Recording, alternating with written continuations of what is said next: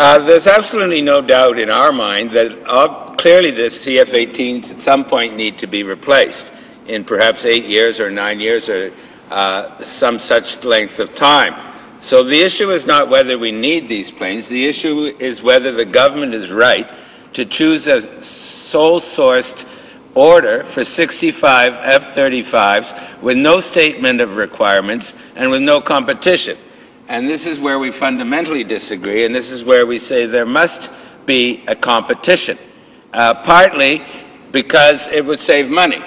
And on this I will quote Alan Williams, former Assistant Deputy Minister of Defense in charge of procurement, who was in that position when I was Defense Minister, so I know him well, and I know he is an extremely intelligent and hard-working public servant, and he knows what he's talking about.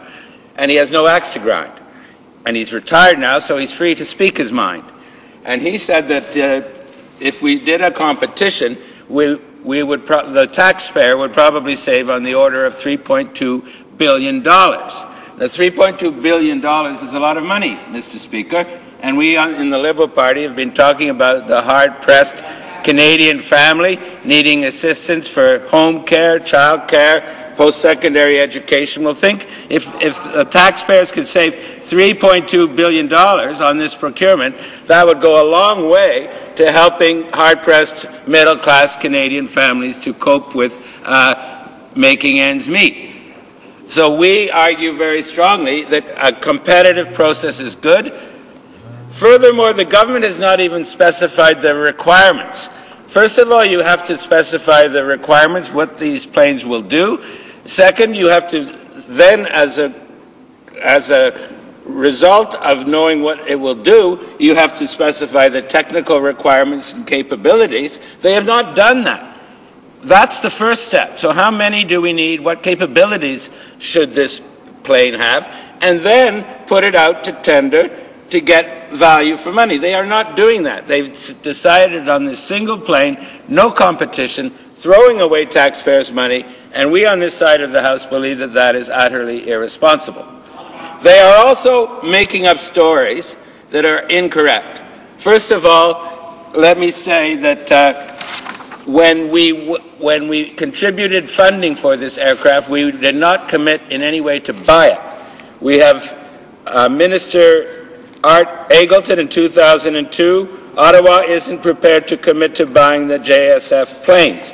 Then we have Conservative ministers. In 2006, the then Defense Minister said, and I quote, "Participation in this next phase does not commit the Department to purchasing the multi-role aircraft," end of quote.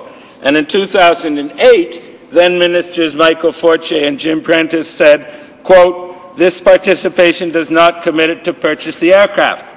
So let's get that bogus point off the table, Mr. Speaker. There was no commitment at all to purchase the aircraft. As a consequence of entering into this agreement, Canada derived very important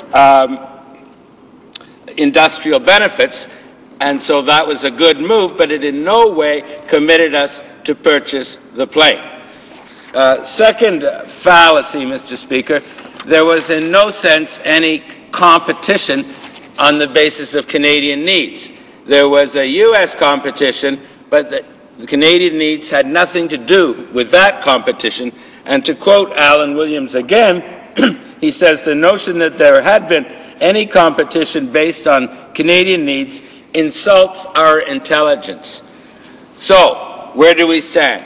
Where we stand is that we had no commitment to buy this single plane. There has been no competition based on anything to do with Canada's needs. Yes, we need to replace those planes in just under a decade. There is lots of time. There is no contract being signed. There will be no penalty to pay if we don't go ahead with this particular airplane. So our position, Mr. Speaker, is extremely simple. We scrap this idea of the single plane. We go back to square one. We specify the needs. We specify the requirements. And on the basis of those specifications, we put it out to tender.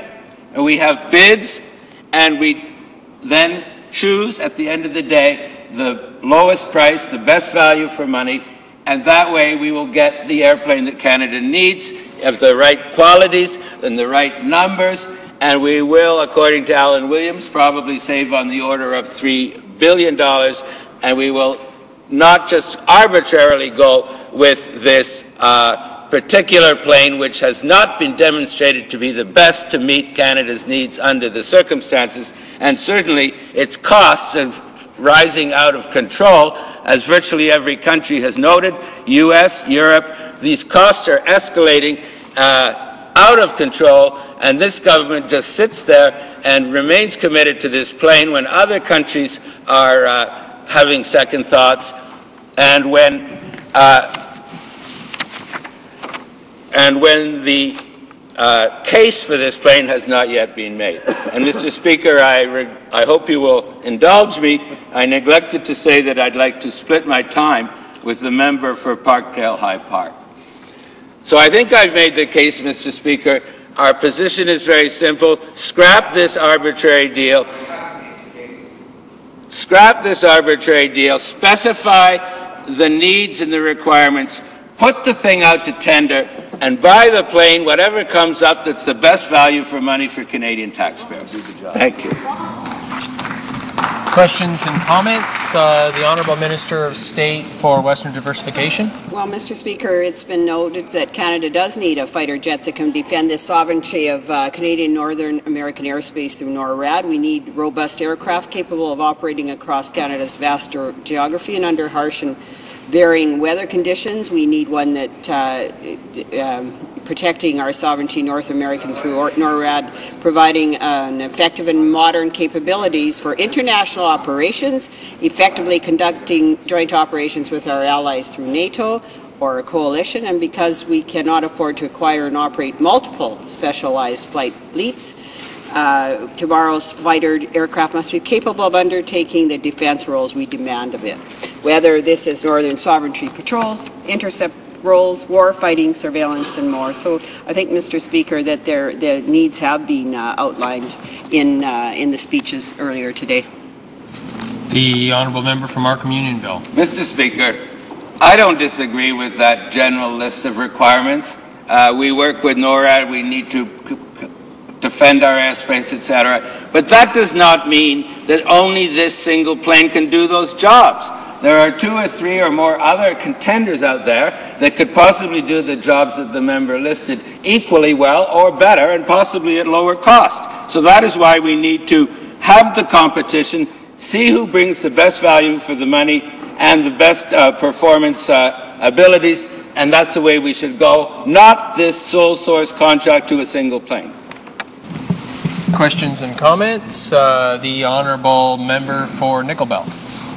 Thank you, Mr. Speaker. I'd like to ask the Honourable Member from Markham Unionville, the following question. But first I'd like to make this statement. When we had a vote on C-300, the Mining Accountability Act, which was a Liberal private member's bill, and when we had the vote on C-440, war resistors, another private member's bill, and the Opposition Day motion on maternal health, which are all Liberal sponsored bills, the Liberals didn't show up for a vote. So I wanted to know if they're going to... Order.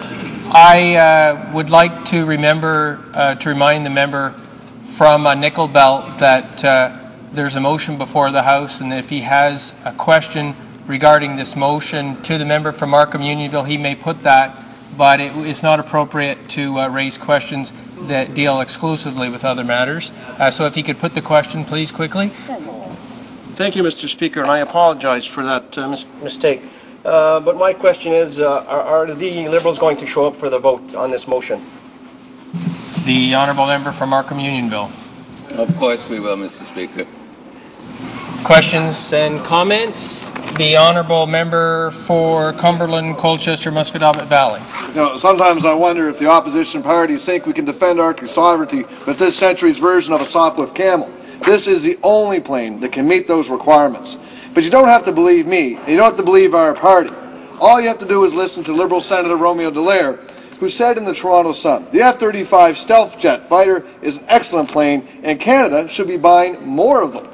He also commented that the competition for this plane, the main competition being the Boeing's F-18E Super Hornet, he called it old and hailed the government's $9 billion military investment as essential to defending Canada's sovereignty. He said it's an excellent plane and one that's built in North America. We need more than that, but we can only afford 65 now. That was a Liberal senator. So my question is, do you agree if you're a Liberal senator, or do you disagree? Good question. The honourable member from Markham Unionville. I'm not sure whether the Liberal senator wants us to have a competitive process or not, but whether or not he does, I believe competitive process is the way to go. There is more than one plane out there that can do the job, and it's irresponsible from the point of view of taxpayers to sole source and thereby spend $3.2 billion more than taxpayers would have to spend if we had a competition. I won't rule out the possibility we'd end up with the same plane after a competition. That's always possible. But we'd get it at a lower price and with better industrial benefits. Resuming debate.